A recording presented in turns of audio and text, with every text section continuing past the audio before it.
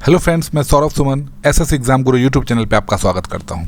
आपके सामने स्क्रीन पे दिख रहा है ये लेटर बीएड के हर वो स्टूडेंट जो इस आशा में थे कि 1 to 5 में उन्हें कहीं रिलैक्सेशन मिलेगा, उनके लिए झटका है क्या ये?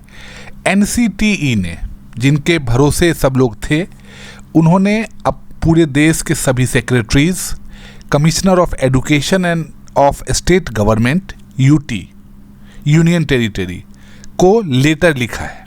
अब वो लेटर क्या है? उन्होंने जिस सब्जेक्ट को लेके 11/8/2023 को सुप्रीम कोर्ट ऑफ इंडिया का जो जजमेंट था, जिसका सिविल अपील नंबर 5068 था, उस पे अमल करने के लिए सभी को पत्र लिखा है। ये पत्र आप देख सकते हैं और उन्होंने बोल दिया है, अब ये पत्र में आप देख लीजिए।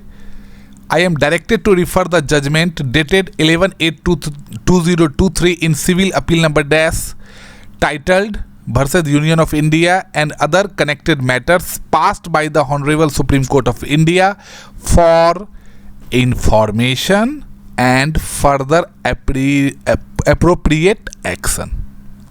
मतलब सभी स्टेट के और यूनियन टेरिटरी को ये लेटर भेज के बताया गया है कि अब ये आपको, ये जो मैं चिट्ठी लिख रहा हूँ, ये आपको इन्फॉर्मेशन के लिए है और आगे इसके हिसाब से एक्शन लेने के लिए। क्या है वो? पूरा का पूरा ये जो लेटर का फॉलोइंग लिंक है, इस पे ये पीडीएफ दिया गया है और ये इशू को, तो वहाँ सेकेंड पॉइंट अब देख लीजिए, this issue with the approval of the competent authority Ravindra Singh under secretary, और ये कॉपी 2। अब देख लीजिए, NCT new Delhi regional director, सभी को ये लेटर भेज दिया गया है कि आप इस लेटर पे अमल कीजिए। इस लेटर का लिंक भी दिया गया है, आपको मैंने अभी लिंक जस्ट दिखाया। इस लिंक से आप देख भी सकते हैं, डाउनलोड भी कर सकते हैं ये लिंक पे। अब ये बीएड वालों के लिए सबसे बड़ा झटका है, लेकिन बीएड वाले के लिए एक आशा ये है कि 31,000 सीट्स पे, जो 31,000 समथिंग सीट्स 6 to 8 के लिए आया है, कौन से ज़िले में कितना सीट है, इसकी भी जानकारी हम आपको अभी दे रहे हैं।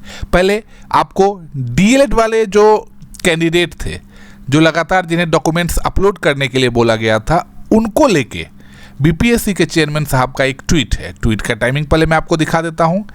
21 सितंबर 23 8:44 PM, मतलब रात को 8:45 बजे के आसपास उन्होंने लिखा है, the opportunity given to TRE PRT candidate is for document correction and not for document manipulation. उन्होंने बोल दिया है कि जो आपको अपॉर्चुनिटी दिया गया है टीआरई के पीआरटी कैंडिडेट को, वो डॉक्यूमेंट करेक्शन के लिए दिया गया है, न कि डॉक्यूमेंट को मैनिपुलेशन के लिए। तो ये बात आप जान लीजिए कि आप अगर डॉक्यूमेंट चेंज करेंगे, मान लेते हैं कि जैसे आपने डॉक्यूमेंट्स डाला, उस डॉक्यूमेंट्स में ब्लर हो गया, साइन नहीं आया, तो आप उसको करेक्ट करके डालेंगे। ये नहीं कि जैसे हम आज एक एग्जांपल बता रहा हूँ कि मैं डाला 10th का मार्कशीट और 10th के मार्कशीट की जगह पे मैंने इंजीनियरिंग का मार्कशीट अब चिपका दूंगा, वो संभव नहीं है। आप डॉक्यूमेंट करेक्ट कीजिए। डॉक्यूमेंट का मैनिपुलेट करेंगे तो कैसे पकड़ेंगे वो भी बता दिया उन्होंने। बोला both the earlier set of documents and the new one, पुराना और नया, will remain in the system for further proving in future as and when required. जब भी जांच की जरूरत पड़ेगी, दोनों का दोनों रहेगा। ऐसा नहीं है कि आप हटा दिए, आप रिमूव करके दूसरा डॉक्यूमेंट डाल दिए तो वो नया डॉक्यूमेंट ही अपलोड हो गया। इसीलिए अगर कोई ऐसा कर रहे हैं तो सावधान हो जाइए, आप अपनी नौकरी को खराब मत कीजिए एक छोटे से कारनामे के कारण। इसीलिए जो भी डॉक्यूमेंट है उसको करेक्ट कीजिए, न कि मैनिपुलेट कीजिए। अब मैं 6 to 8 के लिए जो चिट्ठी आया है वो भी बताता हूँ। अब जिलावार पदों के आवंटन के लिए प्राथमिक शिक्षा के निदेशक को सभी जिला शिक्षा पदाधिकारी को उन्होंने लिखा है। इसमें आपको पता है कि आरक्षण भी है, महिलाओं को 50% आरक्षण मिलता है। बिहार के जो निवासी महिलाएं, उन्हें 50% आरक्षण मिलता है। और आरक्षण की रोस्टरवार तैयारी कैसी होती है वो भी मैं आपको अभी दिखाता हूँ। अब इस स्क्रीन पे मैं एक और आपको लेटर दिखा रहा हूँ आरक्षण के रोस्टर को लेके। यह है कि आरक्षण 100 बिंदु पे आरक्षण रोस्टर बनता है, और वो कैसे होगा, वो पहले का ये लेटर है, उसी के हिसाब से ये आरक्षण का रोस्टर बनता है। कैसे है वो आपको इस लेटर में मैं दिखा देता हूँ। देखिए, ये 100 पॉइंट रोस्टर है जो एलिमेंट्री लेवल स्कूल के लिए बनता है। हर एक के लिए कैटेगरी वाइज चलिए, इसमें उतना पढ़ना नहीं है, ये अपना काम नहीं है, किनके लिए होता है ये सब है। तो चलिए वो तो जब लिस्ट नियमावली के बाद लिस्ट आ जाएगी उसमें कितना है, लेकिन अभी सीट की संख्या मैं बता देता हूँ।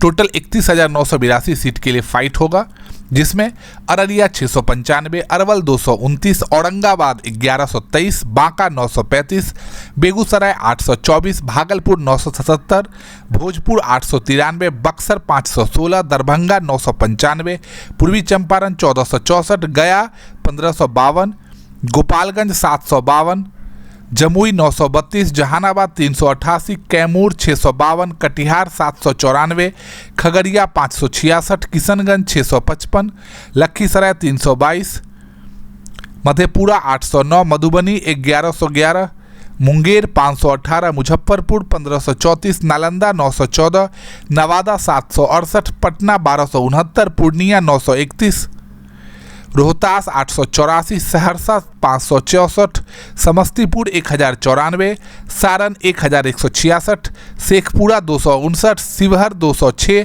सीतामढ़ी 986, सिवान 956, सुपौल 687, वैशाली 1064, पश्चिम चंपारण 998। कुल 31,982 सीट है। आप अपने जिला देख लीजिए वहाँ पे कितने सीट है। कल हमने आपको 9, 10 और 11, 12 के जिला वाइज सीट बताई। अब आरक्षण रोस्टर पे ये गया है। आरक्षण रोस्टर के बाद 50% जैसे महिलाओं को आरक्षण है, फिर उसके बाद कैटेगरी वाइज आरक्षण है, EWS, SC, ST, OBC, सबका जो भी आरक्षण है 100 पॉइंट पर आरक्षण बिंदु तैयार होता है, वो सब अपलोड करके जल्द ही नियमावली आएगी। दूसरी खबर ये थी कि 10 अक्टूबर के बाद किसी भी दिन क्लास 1 से लेके 5 वाला और 9, 10, 11, 12 का रिजल्ट एक साथ ही जारी कर दिया जाएगा। साथ में आपको ये TRE 2.0 की भी नियमावली तब तक आ जाएगी। मेरे साथ जुड़ने के लिए बहुत बहुत धन्यवाद। चैनल को लाइक और सब्सक्राइब करते रहें और साथ ही में